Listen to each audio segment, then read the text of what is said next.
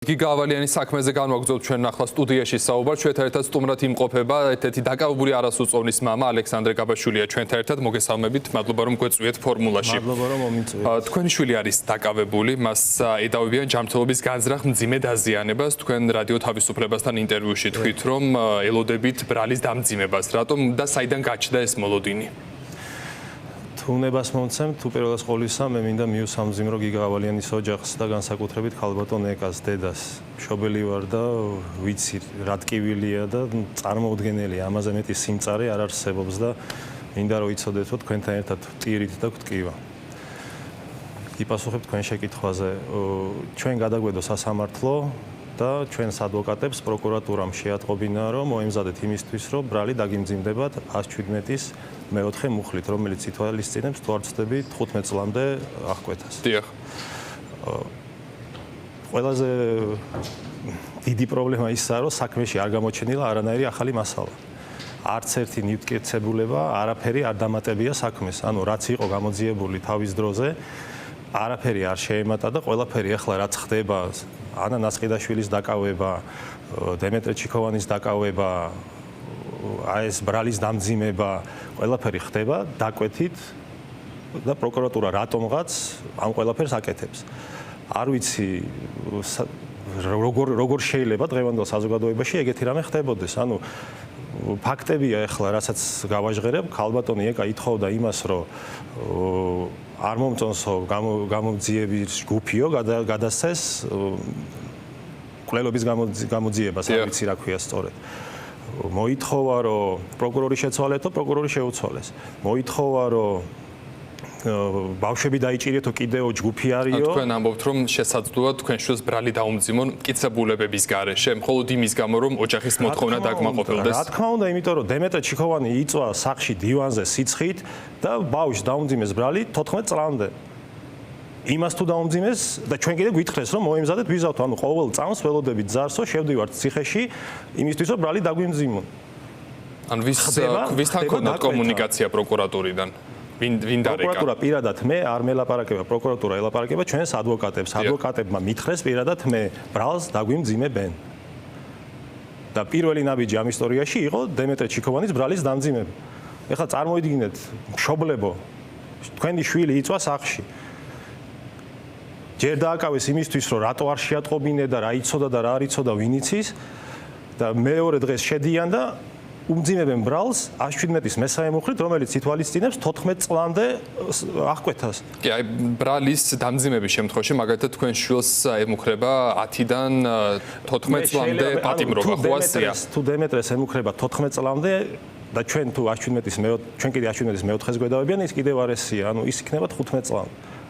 დიახ. 15 წლამდე რისთვის, რომ ერთხელ დაარტყა მუშტი?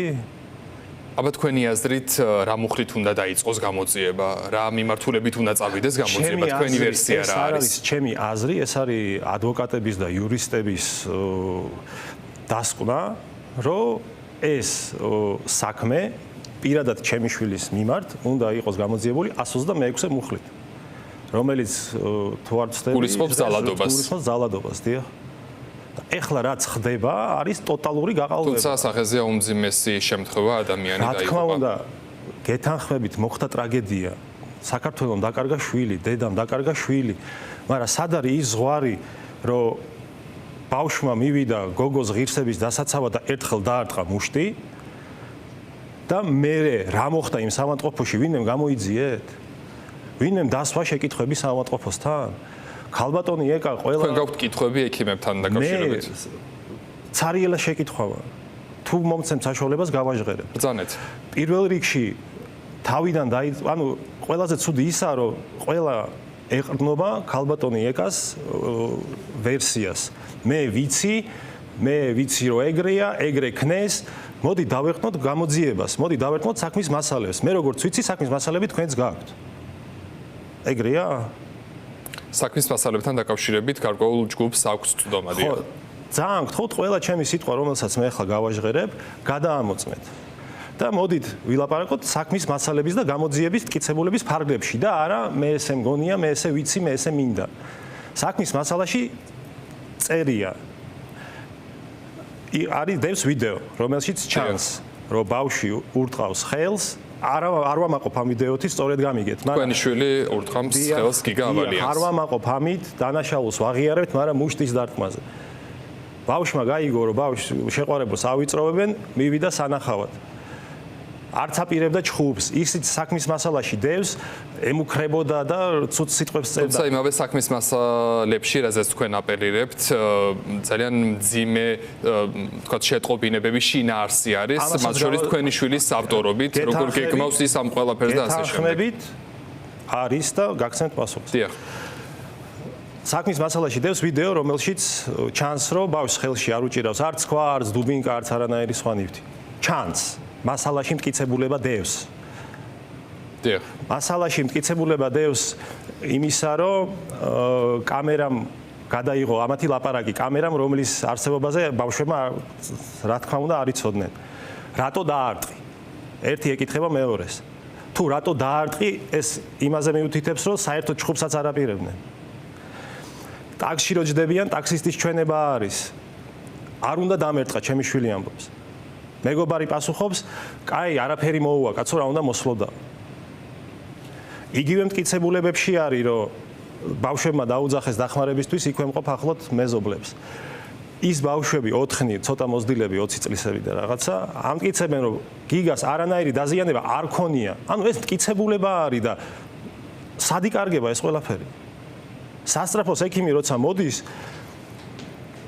უკეთებს ნარკანს. იმიტომ რომ ვიზუალურად დაზიანებას ვერ პოულობს და თulis რომ ამ თვალია არ ნარკოტიკების ქვეშა. რაღაცნაირად ხომ არ გავს თქვენი მხრიდან გადაბრალებას მაგალითად ექიმებისთვის, რომ თქვენი შვილის მდგომარეობა შემსუბუქდეს. გადაბრალება იქნებოდა იმ შემთხვევაში, როცა მე მოვიგონებდი ამ ყველაფერს. მე ასე მგონია, რომ ესე იყო, მაგრამ მე ფაქტებს ვაჟღერებ. ექიმმა დაინახა გიგა, იმდენად დაუზიანებელი იყო, რომ გავკეთა ნარკანი. ექიმმა დაინახა საავადმყოფოში მიყვანილი გიგა, სხვა ექიმმა, იმდენად დაუზიანებელი იყო, რომ აღწერა ჩაატარა, დაზიანება არ აქვს, ჩაწერა საქმეში დევს და გავკეთა კუჭის გამორეცხვა. და დედაც ეს თქვენი შვილის მდგომარეობას არ ამსუბუქებს, მათ შორის იმ შეტყობინებებს, რაზეც ცოტა ხნის წინ ვახსენეთ, იქ თქვენი შვილი გეგმავს თუ როგორ რა უნდა გააკეთოს. აი, გეგმავს ცოტა ისეთი სიტყვა არის. იმუქრება. აღელვებული ბავშვი იმუქრება. ეხლა მე დღეს და მთელი ჩვენი ოჯახები დღეში ვიღებულობთ 1000 მუქარას. გაცილებით ვარეს იმაზე, რაც იქ წერია. სიზღს დავლევთ, დედის რაღაცეები, ნუ ბოდიშით ამ სიტყვაზე, ტყავს გაგაძრობთ, ამოკალით მთელი ოჯახი. ანუ მუქარა არ ეშლება ქართულ საზოგადოებას. და იქაც იყო მუქარა, ხო? მუქარა რა, ნუ ემოცია, ამას ვიზავ, იმას ვიზავ. მოდი იმით შევაფასოთ რა ქნა ჩემმა შვილმა და არა ის, რას წერდა შეყვარებულის დაქალს, სადაც ბოდიშით ამ სიტყვაზე ცოტა ტიპობდა და მარიაჟობდა. ფაქტები. ფაქტი არის, რომ გიგა იყო დაუზიანებელი. არ ქონდა ამიხსენით, ნუ იქ მე არ მესმის, როგორ შეიძლება ბავშვს გაუტეხო თავი გარედან, ისე რომ დაზიანება არ ქონდეს. ნუ წარმოგიდგენიათ? პატარაზე რო შეეხო, ეგრევე რაღაცა გემჩნევა, ხო? მოწმის ჩვენება არის წაიკითხეთ. მე მინდა უფრო კაფეოდ განმარტო თქვენი პოზიცია, როგორ შეიძლება ძალადობა დაკვალიფიცირდეს ის, როდესაც დარტყმის შედეგად ადამიანი რამდენიმე დღის შემდეგ უკვე იღუპება. ბატონო გიორგი, ეს ჩემი კვალიფიკაცია არ არის, ეს არის იურიდიულ სივრცეში, ეს საქმე უნდა განიხილებოდეს 126 მუხლით, ეს ჩემი სურვილი არ არის. ანუ მე რა თქმა უნდა ვეთანხმები ამას, მაგრამ იურიდიულად საქმე, რომელშიც ბავშვი მივიდა და ერთხელ დაარტყა ხელი, არ არის არც მკვლელობა, არც განზრახ მკვლელობა, არც როგორც თავიდან ყვებოდნენ გასაძარცვად მივიდაო და რაღაცა წართმევა უნდაო. მე ვერთმობის საქმეს და კანონს. თქვენ არაერთხელ ახსენეთ ბატონო ალექსანდრე საქმის მასალები, თქვენი მთავარი მოთხოვნა რა არის? რას ეტყვით საზოგადოებას? სად არის თქვენი სიმართლე? რა ნაწილში განსაკუთრებით და რას ეტყვით საზოგადოებას, რომელიც მაგათად როგორც თქვენ ამბობთ, რომ გემუქრებიან, იღებთ მუქარის შემცველ შეტყობინებებს და ასე შემდეგ. რა არის თქვენი მთავარი სათქმელი ამ პროცესში? მათ შორის ითხოვთ საქმის მასალების გასაჯაროებას? დიახ, მე პირველ რიგში ვითხოვ სამართალს. პირველ რიგში ვითხოვ სამართლას, რომ გამოიძიოს ეს საქმე ყველა მხრიდან და არა მხოლოდ იმ კუთხით, როგორც აწყობს ქალბატონ ეკას. საქმის მასალაში იმდენი შეკითხვა ჩდება, რომ გადაიკითხოთ, არ ვიცი, თუ ყავთ ეს დეპარტამენტი, ვისაც აქ ეს მასალა გადაიკითხონ და დაელაპარაკეთ პირადად. ქალბატონი ეკა თვითონ ამტკიცებს, რომ კატე გაუკეთეს გვიან. როცა გაუკეთეს ეს კატე, არ ყავდათ რადიოლოგი, რომელიც ამას წაიკითხავდა. დაკარგეს კიდე 1 საათი. რადიოლოგმა რო წაიკითხა, თქვა, რომ ოპერაციას არ საჭიროებს, მასალაში დევს. ეს ჩემი მოგონილი არაა, მასალაში დევს, ოპერაციას არ საჭიროებს, ამ დროს ჩაქცევა დაწყებულია და მისდის. და მე როცა გადის 3 საათი და ქალბატონმა ეკამ უკვე ვიზუალურად შეატყო, რომ გარედან უსივდება სისხლის გამო ეს ყველაფერი. ატეხა ერთი ამბავი, გაუკეთეს ოპერაცია და ქალბატონი ეკას პირადად ჩვენებაში წერია მერვე ტომში. ექიმმა მითხრა ოპერაცია დაგვიანებულია. იცით რა მაინტერესებს, მე მოგვითხოვ სამართალს, რომ კი, ჩემი შვილი განს უნდა დაისაჯოს იმისთვის, რაც გააკეთა, მაგრამ იმ მომენტიდან, მუშტის დარტყმიდან კიდე ბევრი მოვლენა იყო. ეს ჯაჭვი მოვლენების წავიდა და ეს რასაც მე ახლა აქ ვაჟღერებ, ფაქტებია, საქმის მასალის ფაქტებია და არა ჩემი პირადი აზრი ან ჩემი პირადი სურვილი და მე მოგვითხოვ სამართალს. როდესაც ეს შემთხვევა მოხდა, დაუკავშირდნენ თუ არა, მაგალითად იქ შეკრებილი ახალგაზრდები, მათ შორის თქვენი შვილი სასწრაფო სამედიცინო დახმარებას, რატომ არ მოხერხდა მაგალითად სასწრაფო სამედიცინო დახმარების ინფორმირება, რომ აი ასეთი შემთხვევა მოხდა, ადამიანი დაშავდა, ჩვენ დავარტყით და ასე შემდეგ, რომ დროულად აღმოჩენილი იყო მისი დახმარება. როგორც კი ეს შემთხვევა მოხდა, ბავშვები გავარდნენ იქვე მყოფ იქ მეზობლებთან, ასე ვთქვათ, და თქვენს რომ კაცი ცუდათაა, დაგვეხმარეთ. ცოტა უფროსი ბიჭები რომ მოვიდნენ, ეგრევე გამოუძახეს სასწრაფოს. სასწრაფოს გამოძახების ხმა რო გაიგეს, ჩემი შვილი ადგილს გაეცალა. ძალიან მნიშვნელოვანი ფაქტია, რომელსაც მინდა ხაზი გაუსვა. 4-ვე მოწმე, რომელიც 2 ოქტომბერს დაიკითხა ეგრევე მეორე დილას. 4-ვე მოწმე ამტკიცებს, რომ სანამ სასწრაფო მანქანა მოვიდოდა, გიგა ავალიანი წამოდგა, გულისრევის შეგრძნება ჰქონდა და მე მოწყვეტით გადავარდა უკან და დაარტყა თავი ისე, რომ ჰქონდა სასწაული ხმა. გადაიკითხეთ ჩვენებაში, ძალიან გთხოვთ, რომ არ იყოს ეს ჩემი გაბუქებული რაღაცა. ძალიან მაგარი ხმა ჰქონდა და სასწრაფო ექიმი რომ მოვიდა, ჩვენ ეს ექიმს შევატყობინეთო. 4 მოწმის ჩვენება არის. ესეც ჩემი მოგონილი ხო არ არის? ბატონო ალექსანდრე, თქვენ ამ დანაშაულის შესახებ, ზოგადად ამ ამბის შესახებ როდი შეიტყვეთ? ან 16-ში, ან 17-ში. 16 ოქტომბერს. 16 ალბათ. და თქვენი შვილი დააკავეს უკვე 17-ში, ხო? როდესაც არა, 17-ში არ დაუკავებიათ. როდის დააკავეს? 17-ში მოგვიტანეს პირველად საბუთი, რომ გვიბარებენ დაკითხვას. დიახ, და ამ პერიოდის განმავლობაში გავრცელდა ცნობა, უბრალოდ ეს ასე იყო, რომ თქვენი ოჯახი, თქვენ აპირებდით შვილის გაყვანას ქვეყნიდან, კონკრეტულად საბერძნეთში. ეს რა მიზნით მიდიოდით, ეს რაღაცნაირად გარიდება, თავის არიდება იყო, თუ რამე მიზნით? მე მესმის როგორ ჩანს და ჟღერს ეს საზოგადოებისთვის, მაგრამ 16-ში ეს ამბავი შევიტყე, საშკა ხშირად დადიოდა საზღვარგარეთ და მათ შორის პირველ რიგში საბერძნეთში, იმიტომ რომ მან ჩემი და ცხოვრობს. პირველ სასამართლოზე ჩვენ მივიტანეთ სკრინშოტები WhatsApp-ის, რომ ჩემი და ჯერ საქმის კურსში არაა საერთოდ არაფრის. ჩემი საშკას უფროსი ძმა უკვე იყო საბერძნეთში და გამოუგზავნა ბილეთი. ანუ ჩვენ ოჯახში ეს საუკეთესო საჩუქარია, რომ ბილეთს უგზავნი და მოგზაურობის ამბავში. გამოუგზავნა ბილეთი, ჩამოდიო, გელოდებიო. მე ვიცოდი, რომ უკვე რაღაცა ჩხუბის ფაქტი მოხდა, რა თქმა უნდა, მაგრამ პირდაპირ ვაღიარებ, ცოტა გამიხარდა კიდევაც, რომ ხო, წავიდეს ბავშვი, მოშორდეს, ნახოთ რა იქნება. გიგა მაგდროს ცოცხალი იყო და ჩემი მთავარი ფოკუსი იყო იმაზე, გიგას ოჯახს როგორ დავეხმარო. ცდილობდი რამენაირად კონტაქტის დამყარებას, რამე სახით დახმარების შეთავაზებას, რომ რაღაცა ვქნათ, ბავშვი გადავარჩინო. დიახ. და თქვენი შვილი ამ დროს სად იმყოფებოდა, იმალებოდა თუ არა, არსად არ იმყოფებოდა, კაც. ანუ აეროპორტში აგვიგზავნეს ქვეყნის დატოვებას, ჩემი შვილი იყო ამ დროს სახლში. მოგვიტანეს 17 რიცხვში დღის მეორე ნახევარში დაბარება პოლიციაში და მგონი იყო შაბათ-კვირა და ორშაბათ 19 რიცხვში თუ არ ვცდები, მივედით პირველად პოლიციაში. კი ბატონო, გასაგებია და ასევე გაჩნდა კითხვა იმასთან დაკავშირებით, თქვენ გარკვეული დროის განმავლობაში მაინც დუმილის უფლებას იყენებდით, საჯაროდ ყოველ შემთხვევაში არ ჩდებოდით, არ პოზიციონირებდით როგორც ასე დღეს ახლა ჩვენს წინაშე, რატომ გადადგით ეს ნაბიჯი, რატომ თვლით რომ ახლა თქვენი ამ პოზიციის შესახებ უფრო მეტი უნდა იცოდეს საზოგადოება? იცით რა, მე პირველივე დღიდან ძალიან დიდი პატივისცემით უდგებოდი ამ ტრაგედიას. არ მინდოდა რომ რაღაც სათამაშო და საკინკლავოდ გამختارიყო ქალბატონიეკას ტრაგედია. დიახ. და არ ვერთვებოდით აი მიმოწერაში და კითხვა-პასუხში და თავს ვარიდებდით მაქსიმალურად. მაგრამ დღეს მივედით იმ ზღვრამდე, რომ სამართლობამ მიაღწია რაღაც წარმოუდგენელ დონეს. ანუ პროკურატურამ ფაქტიურად გააყალბა ყველაფერი. საიდანღაც გააჩინეს ქვა, რომელიც ადგილზე არ ყოფილა. ქალბატონიეკა ამბობს, ჩემი ხელით ვიპოვე და მივიტანე.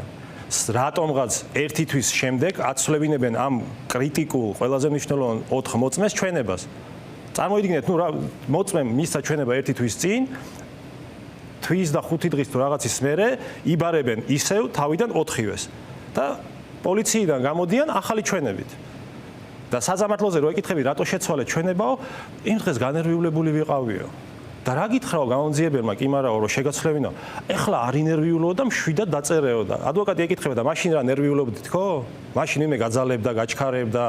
ანუ შენი ნათქვამია, რომ თავი დაარტყა ძლიერ, კი, შენი ნათქვამია, რომ ხმა ქონდა, კი, შენ პირადად უთხარი სასწრაფოს ექიმს, რომ იცოდეთ თავი აქ დარტყმულიო. კი, და ესე რადიკალურად როგორ ცვლიო. და ბოდიშით ბლუკუნებს. და ესა გაყალბება, მეტი არაფერი, ანუ დაიწყეს ნივთკიცებულების გაყალბება, ჩვენებების გაყალბება, პატარა ბავშვების დაჭერა იმისთვის, რომ მიმოწერა აქვთ რაღაცა. 15 წლიან სროკებზე უშვებენ პატარა ბავშვებს იმისთვის, რომ მიმოწერა აქვთ. ხალხო, ნუ ერთი წამით ჩემი სკამიდან გადახედეთ ამ ყველაფერს. კი, ტრაგედია მოხდა, კი, გიგა დავკარგეთ, მაგრამ კიდე 4 ბავშვი დავკარგოთ? მედიის აი ამ გაბერილ აქციას შევწიროთ ყველაფერი, რომ დავამშვიდოთ ყველა, მე მომკალით, რავი. თუ იმის დასჯა გინდათ, მომკალით მე სისხლი დალიეთ, რავი, რაც გინდათ ქენით, მაგრამ ამ ბავშვებს ნუ წირავთ ამაზე. სადაა სამართალი, ანუ სასამართლოზე და პროკურატურაზე დგას საზოგადოება. მაგათ არ აქვს მიკერძოების უფლება. ძალიან მინდა ხაზი გაუსვა იმასაც, რომ გიგას მდგომარეობაზე საერთოდ ამ ამბამდე ქალბატონეკას თვითონ აქვს ნათქვამი, რომ მე მეგონა ანევრიზმა გაუსკდაო. ანევრიზმა თუ ქონდა, იქნებ მაგის ბრალი იყო რაღაცა. იქვე საქმის მასალაში დევს, ძალიან გთხოვთ, გადაიკითხეთ, რომ გიგას ღმერთო მაპატიე ბოლოს უკვე ყველაფერი რომ მოხდა და რო ჩაუტარეს პირველადი ექსპერტიზა, ჩირქოვანი მენინგიტი აღმოუჩინეს თავში. ჩირქოვანი მენინგიტი მე მომკლავს, ცხენს მოკლავს. და ყველაფერი ეს ფაქტები სად იკარგება, რატო იკარგება? გასაგებია.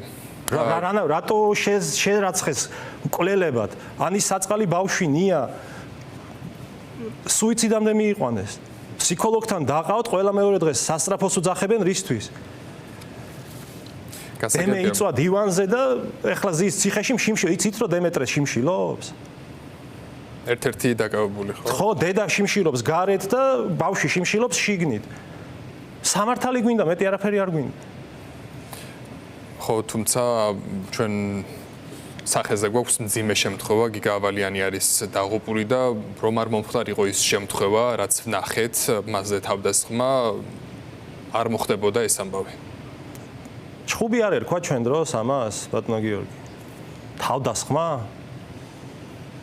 რავი, ნუ ეხლა გაზრდილები ვართ საქართველოში, მაჩვენეთ ამ სტუდიაში ერთი კაცი, ვისაც არ უჩხუბია შეყვარებულის გულიზე და მაჩვენეთ ქალბატონი, ვისაც არ უთქვია თავი შეყვარებულისთვისო, რაღაცა პრობლემა მაქვსო. ნუ მანახეთ ერთი ადამიანი. მე არ სწორედ გამიგეთ, ტრაგედია მოხდა, მძიმე ტრაგედია მოხდა, მაგრამ ტრაგედიას კიდე ტრაგედია დავამატოთ. კი ბატონო, გასაგებია თქვენი პოზიცია, ეს პოზიცია საზოგადოებამ პირდაპირ ეთერში იხილა და ჩვენ ამ საქმეს მივყვებით ბუნებრივია და სხვა დროსაც მოვიკითხავთ ამ საქმის დეტალებს. მადლობა სტუდიაში მობრძანებისთვის. პირდაპირ ეთერში უსმენდით დაკავებული ერთ-ერთი არასუწოვნის მამას ალექსანდრე გაბაშვილს, როგორც თავად მამამ გითხრა, მის შვილს ემუქრება ბრალის დამძიმება და დიდი ალბათობით ეს საშიერი დამძიმებული ბრალი ითვალისწინებს 10-დან 14 წლამდე თავისუფლების აღკვეთას.